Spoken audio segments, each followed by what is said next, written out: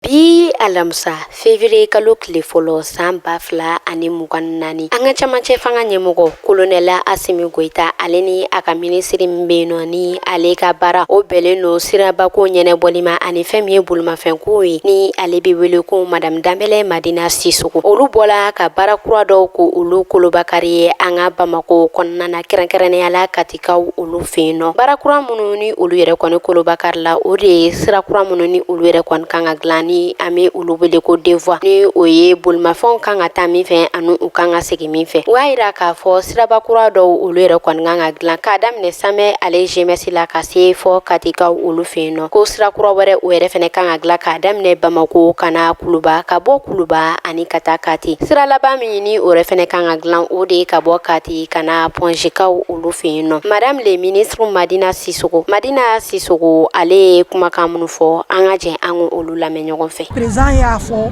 k'a b'a fɛ ka dugu o dugu sira dɔ bɛ k'o d'u ma Kati kɔnɔna fɛnɛ na an y'a jateminɛ sira dɔ kan ka d'u ma walasa ka Kati kinw kala ɲɔgɔn na donc bi sɔgɔmada in na an ni jamana ɲɛmaa an nana ka n'o kunkan ɲɛfɔlɔ di bi an bɛ wele min da Katikaw fɛ dugumana don an bɛ bɔ Kuluba fɛ o an bɛ bɔ musée yɔrɔ fɛ o u k'a lajɛ u ka fara an kan an bɛɛ k'an jɛ an ka nin projet in kɔkɔrɔma don walasa projet bɛ se ka kɛ a kɛcogo ma k'a sɔrɔ degun ma se maa ma parce que ni ɲɔgɔnna baara ba ye min kasaba bi t'i jɔ an ka sefawali miliyari 100 ɲɔgɔnna na a tɛ taa ni kasara tɛ ou bien n'i ma don dɔ gasi la donc an b'a ɲini u fɛ u ka fara an kan ni fili o fili bɔra a la a tɛ kɛ anw nɔ ye an b'a lawula kama a bɛ kɛ baara n'a taabolo donc an b'a ɲini u fɛ an'u ka ɲɛmaa lasigiden minnu bɛ yen olu ka fara denmisɛnw kan u ka fara musow kan u ka fara dugulamɔgɔw kan u ka kunnafoni jɛnsɛn ka bɛɛ lafaamuya u k'an dɛmɛ an ka se ka baara in k'a kɛcogo la walasa a ka nafa ka se bɛɛ ma. Kalo o kalo kasara min bɛ mɔgɔw sɔrɔ yan maa min bɛ fatu a la an ka maire yɛrɛ bɔra sa a y'a kuma fɔ o t'anw ma ko ye anw fɛ siraba dilankun ye k'i mago dilan la k'a sɔrɔ a ma kasara si ma n'a sera kasara ko ma jamana ɲɛmaa y'o de la k'a don ba la ka nin wari kasabi mɔgɔ bila la an kana baara kɛ donc an bɛn'o baara de daminɛ Kati aw bonya b'o la. CDM ni ale jɛkulu ye ni olu yɛrɛ kɔni ka baara o bɛnnen don an ka fanga tigilamɔgɔ olu kɔkɔrɔma dondonni ma olu yɛrɛ fɛnɛ tilala k'u hakilinata di ka sabu kɛ olu yɛrɛ kɔni ɲagalilen don kosɛbɛ fɛn min ye siraba kura ninnu olu dilanni ye. Bɛɛ b'a kalama Kati Bamako sira in bɛ cogoya min na sira bɛɛ kari-karilen don a samiyɛlama yɛrɛ a ma nɔgɔ mɔgɔ tɛ se ka bɔ n'a ye ni an ka ɲɛmɔgɔ n'o ye président de la république n'o o y'a ŋaniya ɲuman ta comme quoi k'a bɛ sira bɔ Kati Bamako ni ɲɔgɔn cɛ yɔrɔ kɔni o ye alatanu de ye nisɔndiya de kɔni b'anw bolo bi CDM kɔni bɛ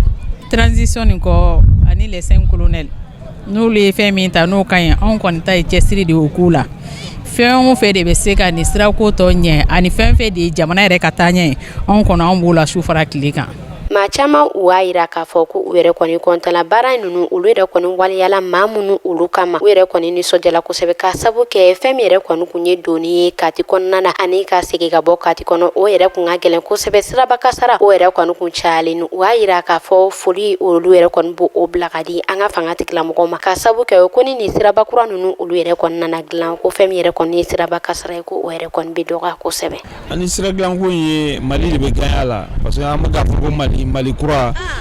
a fɔra ko siraw b'a la dɔgɔtɔrɔsow b'a la président Asimi ka hakilinata ye mun ye o ye Mali ka développer fan bɛɛ fɛ o y'a fɔ ko depuis sira in dara depuis an ka indépendance maga la donc nin bɛna kɛ occasion ye ka maga la k'a bonya parce que an ye fɛnɛ Bamako sira in dara tuma min na population bɛ cogo min na n'a bɛ cogo min na sisan kelen tɛ trafic ka bɔ a kan donc ne u sera ka hakili sɔrɔ jamana ɲɛmɔgɔ sera ka hakili sɔrɔ ka dɔ fara a kan a bɛ dugu développer a bɛ sécurité la na malidenw ka hɛrɛ bolo ka transition autorité bɛɛ fo ka maliyɛnw yɛrɛ bɛɛ fo parce que u bɛ ka transition soutenu cogo min na sisan ka bɛɛ fo. Vraiment hakilina wɛrɛ foyi tɛ ne na sira dilanko in kɔ bonya ani karama ani foli ka ɲɛsin an ka présidente ma ani an ka président ma vraiment nin sira in dilanni diyara anw ye ni diɲɛlatigɛ fɛn bɛɛ ye sira in bɛ nafa min ladon Ala de b'a dɔn Kati sira in kan ala anw min ninnu bɛ Kati kɔnɔ yan nɔ ni anw bɛ taa Bamako f'i ja bɛ tigɛ parce que sira farali man nɔgɔn san bɛ sira in kan kuma bɛɛ accident de bɛ kɛ a yɛrɛ kɛra sababu ye an bɛɛ bɛ bɔ Kuluba fɛ ni mɔgɔ o mɔgɔ kɛra sababu ye jamanakuntigi fɛn fɛn mana kɛ sababu ye ko nin sira in dilanna hali fure min ninnu bannen don u su bɛ dugawu k'i ye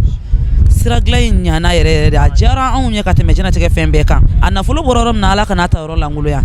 ala ka jamana yiriwa halisa sirako problème bɛ tɔ min yɔrɔ wɛrɛ tɔ min ninnu na halisa ala ka yen fana baarali se nɔgɔya an ka jamana kuntigiw ye sira dɔgɔya fɛ accident tɛ ban Kati yan kuma o kuma i b'a ye ko mobili de sira fana fara ka don dɔw ka yɔrɔ la mais ni sira in dilanni bɛna kɛ nisɔndiya ko min ye anw bolo ala ni ala kira de b'a dɔn an bɛ Asimi Goyita fo sira nin bɛna voileur de don Kati de n'i ye Kati tɔgɔ mɛn kan na kɔnɔ i bɛna sɔrɔ Kati tɛ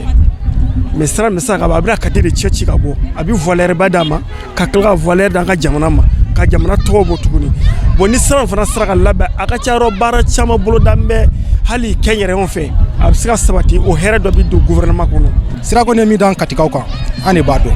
wallahi an dɔgɔninw sara an faw sara an balimamusow sara vraiment n'a fɔra ko mɔgɔ de nana sɔrɔ bi jamana kɔnɔ min bɛ hakili to Kati la sirako la vraiment a nisɔndiya an tɛ se k'a fɔ ka s'a dan na an bɛ dugawu kɛ transition ni vraiment jamana ni hali sini ala k'a ta fanga d'u ma parce que an minnu yɛrɛ bɛ sirakɔrɔ dun fi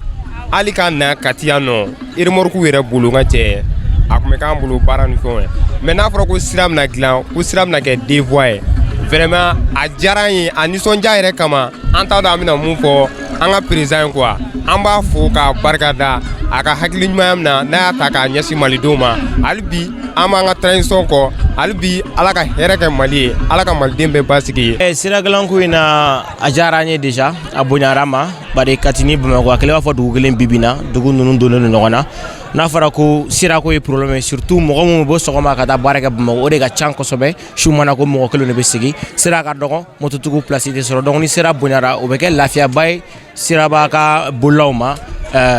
voilà o bɛ diya anw ye kosɛbɛ a diyara anw ye yɛrɛ déjà k'a fɔ initiative yɛrɛ nana ka bɔ président yɛrɛ yɔrɔ la k'a bɛna an ka sira fan bɛɛ dilan sanfɛ ani duguma sira nin ye koba y'an bolo nin diyara an ye wa bonyara an ma. Ne bɛ Asimi ko bi n b'a kɔ sini n denmuso ala k'aw yɛrɛ bolo mɛn ba ka jamana in sumaya i ma Asimi ka baara ye bɛɛ ɲɛ t'a la kɔnɔdimi tɛ dɛ bɛɛ ɲɛkisɛ den fila bɛ Asimi ka baara la élection foyi tɛ kɛ yan élection batari foyi tɛ kɛ yan an bɛɛ Asimi de ko bi an b'a kɔ sini ala baara banna sa ne den a bɛ tɛmɛ nin kan a bɛ tɛmɛ nin kan nisɔndiya bɛ nin kan faga.